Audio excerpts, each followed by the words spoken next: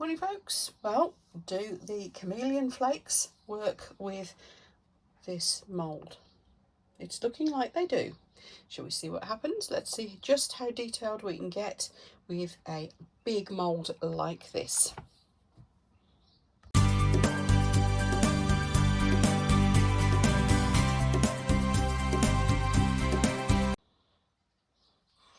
So just going to carry on with this. I'll zoom you in. You can see it's a very detailed mould, and it wasn't expensive either. I'll put you a link for it below. I've seen a couple of people using it. I think it's a relatively new mould out though. I've seen little baby versions of it. In fact, I've already got little baby versions of it. But then I realised they were making one this big. I thought, well, I've got to do that. As we know, these Chameleon flakes, these are the ones from Resin, they don't stick well to every single mould. They do vary. So having tried that little bit before I started making this video, I've discovered this mould, yes, it's shiny enough, and yes, it's sticky enough. You can, of course, if you've got a mould they don't want to play with, you could spray a little bit of something onto the mould first, or put some resin in first, or whatever. I think silicone lubricant. We use it as a release spray, don't we, for our moulds? That actually works quite well. It makes it stick. It's just a bit messy to work with, so if I can, I prefer to just use a mould that it does work with. Now I'm using a little eyeshadow brush.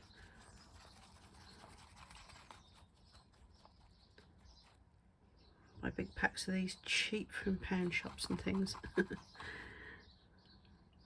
But I have got rather a lot. I hardly wear makeup now. I've sort of retired. I'm so trying to retire.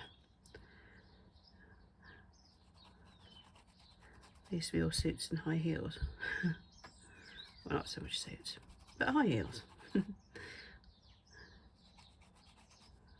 I wouldn't have been seen dead without makeup back in the day. I guess confidence grows as you get older, doesn't it? So, here we go. I'm going to speed this up for you. What you'll see though, during my speeded up period, is that I'm going to keep going in with different colours of the flakes. I will be cleaning up in between. I'm trying to see how detailed I can get, remember. So I'll be using some smaller brushes for the smaller areas. And the areas where I don't want the flakes, I'm going to use, you can use tape to get it out. Or I can just get a cotton bud with some alcohol on and have a little clean around. But I'm going to be a bit more fussy about where the flakes go with this one because I want it to be so detailed. I still want a blend effect, of course. So as you can see, I'm trying to get into these corners. Isn't this gorgeous? I want to try and get right up to the top. Do love these flakes. I just wish that they did a proper bright red. It seems to be hard to get a proper Chameleon, or even just the micas, in a proper bright scarlet red. I mean, imagine how beautiful red to gold flip would be if you could get it really deep. Anyway, I'm waffling now, so I'm going to speed you up. I'm going to carry on like this. If there's any points at which I think, oh, I should slow down and show them this bit, I will stop the time lapse and have a chat with you. Of course, if you have any questions that I don't pick up because I'm busy, because it's on time lapse and therefore doesn't have any talking over it, pop them in the comments below. I'll probably voice over afterwards anyway. But yeah, if there's anything you think, oh, she should have slowed down and just told us that bit, and if I missed it, then shout up.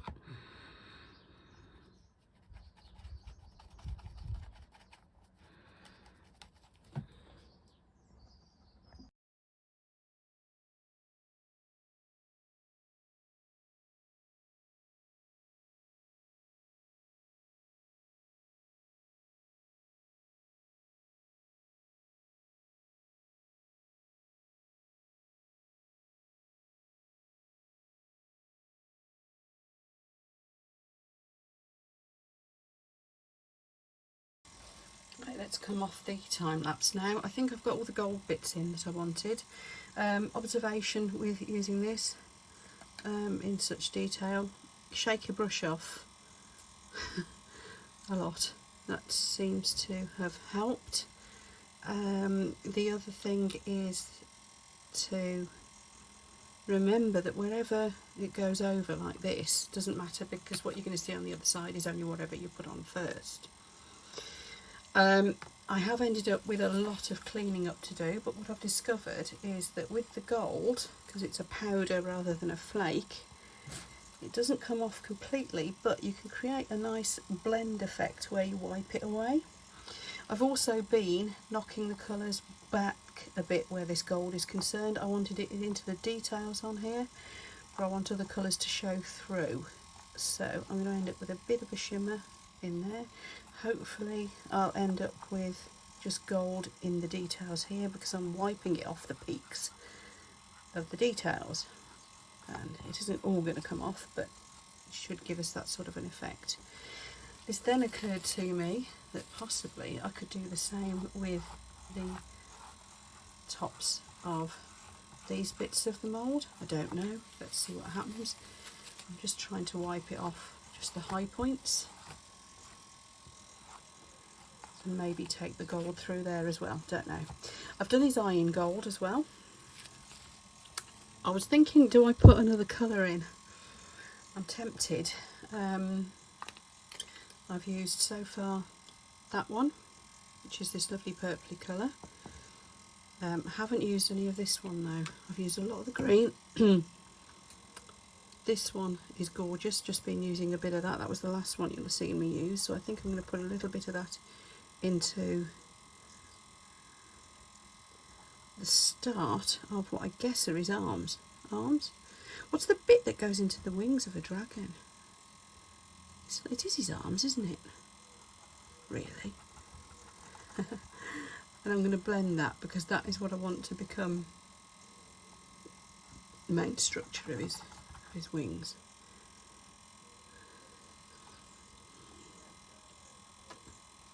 Unless I've mislaid any of these flakes.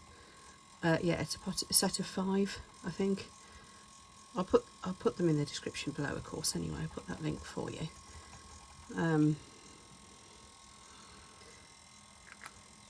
But yeah, I think it's a pot of 5, a set of 5 in a box. Now, I'm going to go in with this particular greeny purpley one to do that thing where you try to get the final details in the head. Now, whether I've got gold on the front around his face or not, I don't know. Thing to remember is as well, you can always put some detail in afterwards. All I want to do is make sure now that I've got, wherever there's a gap, there's a bit of this greeny, pinky. It's hard to describe these colours, isn't it? Right, I think I am going to go in with this. I've used that one, haven't I? Haven't I? Oh, losing track. There's this fiery one. Do I use that in his wings? What do I do with that? I think I've got enough purple, haven't I? Have I got enough purple? Can't you have too much purple? So, I wanted a bit of a blend going into the wings anyway, didn't I? So let's put some of this in, see what colour flippiness it does. It's always a lot more impressive in the mould than it is in the pot. And heck, it's pretty enough in the pot, isn't it?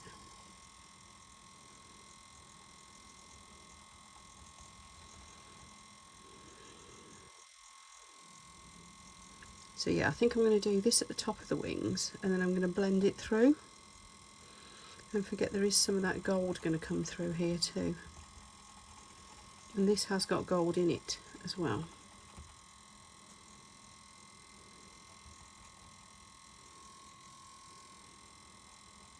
In the flip, see what I mean? There's some in the colour flip. It's kind of doing like a pink and a gold, something like that. Don't know. It's hard to know how to describe these. And you'll notice from the time lapse as well, probably, that I have been tipping it up, tipping the mould up and trying to get into these edges.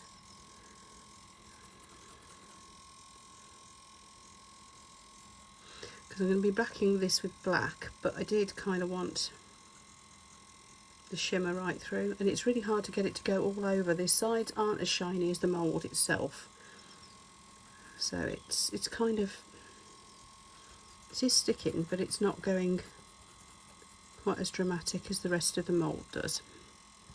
Okay, that's the top of that wing, and I think I'll go into that other purple from there down.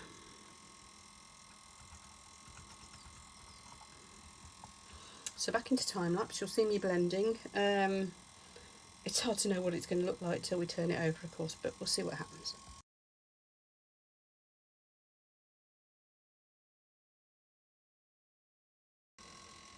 Okay, so what we've got here is a lot of really nice colour flip.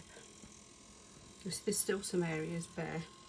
So next I'm going to have a clean up, and I'm just going to chuck a load of the other purple, which I don't think I've used that, which is this one, into the whole thing, and then it'll fill in any bits that I happen to have missed anywhere. Bit of colour flipping going on there. Woo. So that's what I'm going to do next, and then I will mix it up with mix up some black resin and chuck it in the back, and then we will be leaving it until the demould. So back into time lapse, and then I will see you for the demould.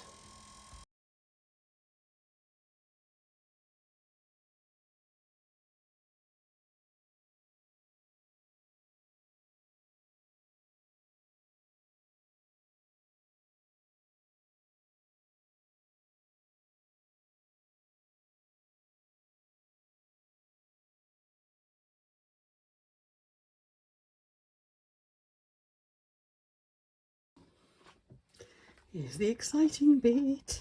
Woo. God, I'm starting to understand how other crafters feel and why they all sound so excited on demould day. I'm usually too busy concentrating and trying not to break it, because usually I demould too early. However, this time I've been a bit more patient. Well, sort of. It's been on the heat mat to speed things up, and then because it was hot and it was bendy, even though it had cured, I put it in the fridge. Now that's not really being patient, is it? It's good for me though. Anyway, there we go, I've loosened it. This is the first time I've used this mould, so although I have seen videos of other people using it, like I said, I think it's relatively new on the market, on this scale at least. I've got a little version of it somewhere, don't know where. Anyway, okay, let's pull the mould away. Now, I didn't spray it with any mould release because I was going to be putting the mica powder on it. As you can see, it's all mica's coming off the mould. This would probably be easier to demould if I turned it over and pulled the rubber off the back. However, that would spoil the entertainment that is demoulding and flipping it over. Oh, that's come out really easy. Now look, so that's all gone off there. Just a few little crumbs left. That'll clean up easily. Right, now let's look at the back first of all. Can you see how the surplus gold? It seems to be mostly the gold. There's not much of the other mica, but it's come to the top, so it makes for a pretty back as well. Okay, here we go. Ta-da! Oh, yes, I'm pleased with that. It's got like an antique effect around his face. I'd intended to only get the gold in his eye, but it kind of went everywhere. But the blending effect through here has worked. You remember how I wiped off the top of the scales and ran the gold through? So that has come through, and the same in these areas here, and how it's blended through between the different colours of mica. That gold blends really well. The Chameleon doesn't blend quite so well because it's flakes, so it tends to move rather than rub carefully off, if that makes sense. But ooh, colours, look at him. So I'm going to colour his eye in. I shall do that in a dark green, and then, yeah, I think dark, like a bright green, a bit like this sort of colour, I suppose. And then put him a little, you know, little pupil in there and so on. You can see the bits on the gold where bits of the Chameleon flake escaped doesn't matter too much. But I'm loving the colour flip. I'm loving the just how metallic that is. It's lovely. But most of all, what I've discovered there is I can get quite a lot of detail in. Can you see how where we've got the gold on the high points here, in the what was the high points is now the low points, and then the colour coming through. So we've got quite a lot of detail. I've managed to get the detail in here, and if you remember, I just rubbed the blue off the raised parts in here, and so the gold then came through. The gold's come out lovely and shiny as I expected. Look, his tail's still bendy. The wings I think I could have done a bit more drama with, I don't know. But I am pleased with the amount of detail. So this just remains then. Ah, yes, I did manage to get quite a bit around the edges. That's good. Just remains then for me to paint his eye in. Because you could varnish over the top of this, but I think it's shiny enough. So I'll paint his eye in and we'll do some photos for you. So there we are. One rather large dragon. Just because I know how beautiful these micas come out in this mould, I'm going to do that next. But the chances are I'll do that pretty much all in one colour. But that's the next one. So it'll be like a little plaque. And then we have, what else have we got? We've got one of these molds where the dragon comes in pieces. I haven't even opened the bag, as you can see, so we'll have a go at that. I think quite an important one to do will also be the baby dragon in the egg. You can see from the state of the mould, I've tried this a couple of times already, but now I've got a better idea of how to get it to place exactly where I need it. Other moulds I've got to play with, we've got a serpent dragon, that looks like it needs a clean. And we've got some more little ones. So this is another one of these little head plaque type ones. And this one, if I remember rightly, this one doesn't pick up the shiny mica quite so well, so I'll do something different in that one, I think. But anyway, yes. Oh, and we've got an egg somewhere. Where's my egg? That's sort of an egg. That needs a blooming good clean as well. It's been a long time since I've used that mould. So we've got lots more dragon stuff to come. Oh yes, and there's this one. See, there's still some of the gold in there from last time. There's that one. I think there's more somewhere. I definitely have got a dragon problem. Anyway, so there you go. I hope you enjoyed this video. I really enjoyed doing it, I have to say. That was quite therapeutic. And I am pleased with the results. I'm pleased that I managed to get quite a lot of detail in there. I think I could get more next time. I could have done a lot more drama on these wings, I'm sure I could. But yes, pleasing. So thanks for watching. Hopefully it wasn't too long a video for you, and you know, those time-lapse bits all work. I'll do and the voiceovering work. It's the first time I've done a voiceover, so I hope it works for you okay as well. Keep watching. Thank you for subscribing. Those who haven't, you know where the button is. It's just down there. Thanks again, folks, and I'll see you for the next one.